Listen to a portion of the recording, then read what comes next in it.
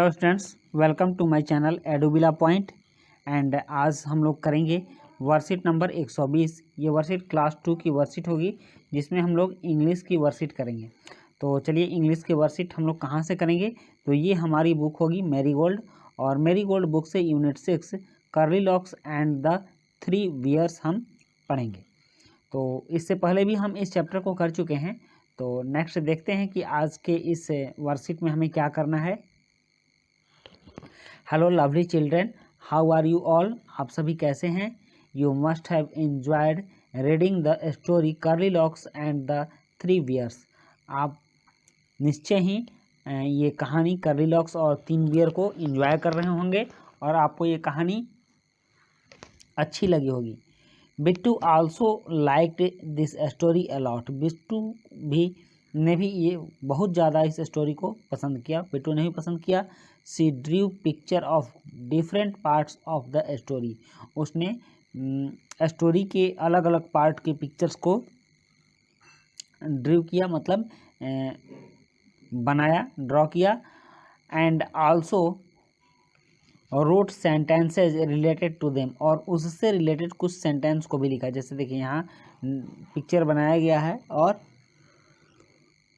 उसके नीचे कुछ सेंटेंसेज भी रखे हुए हैं। But she forgot to put them in the proper sequence. लेकिन उनको प्रॉपर सीक्वेंस में रखना वो भूल गया, मतलब पहले कौन सी घटना घटी, फिर उसके बाद कौन सी घटी, फिर नेक्स्ट थर्ड टाइम में कौन सी घटी, तो इस तरह से उसने रखना भूल गया।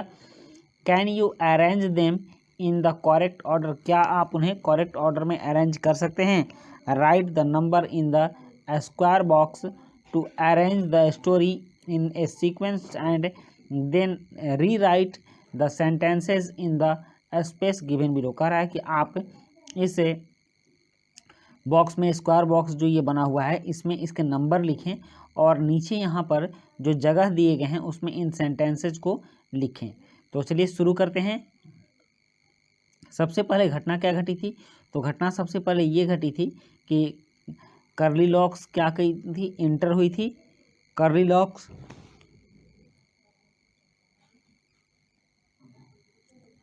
Went into a cottage in the forest. तो यहाँ 1 लिखेंगे। सबसे पहली घटना ये घटी थी।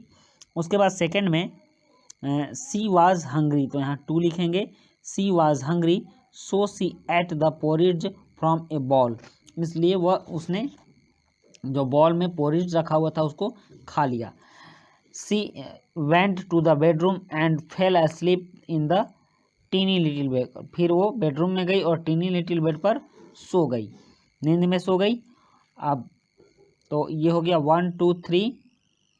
And next the bear family came back, यहाँ 4 होगा। The bear family came back to their cottage, वो अपने कॉटेज में वापस आए। And way are shocked to see that someone had eaten the porridge, और यह देखकर वो शॉक्ड हो गए कि कोई उनका पोरिज खा गया।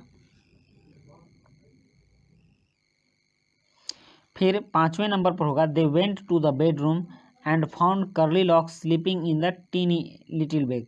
तो ये 5वें नंबर पर होगा। और 6ठे नंबर पर होगा सी woke up and saw the bear family.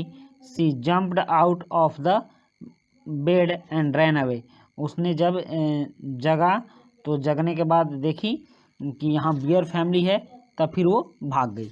तो इस तरह से इसका सीक्वेंस है और इस सीक्वेंस को हम यहाँ लाइन से लिखेंगे।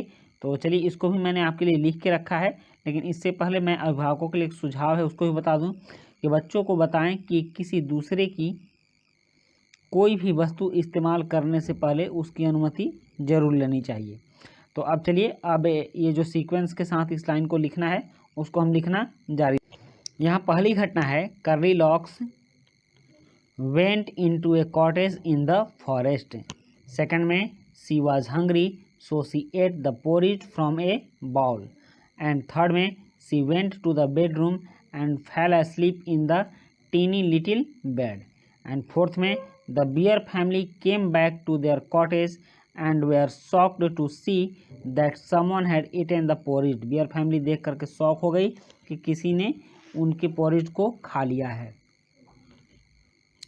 फिफ्थ सीक्वेंस है they went to the bedroom and found curly lock sleeping on the teeny little bed. वे बेडरूम में जाते हैं और वहाँ पाते हैं कि कर्ली लॉक उन छोटे बेड में सोई हुई है। तब Curly Locks she woke up, वो जगती है, and saw the bear family, और बियर फैमिली को देखती है। She jumped out of the bed and run away, वह बेड से कूद कर बाहर आती है और भाग जाती है। तो बच्चों ये कहानी काफ़ी इंटरेस्टिंग थी, आपको अच्छी लगी होगी, और इस प्रकार आपकी वर्कशीट कंप्लीट हुई। तो मिलते हैं नेक्स्ट वर्कशीट में। Thank you.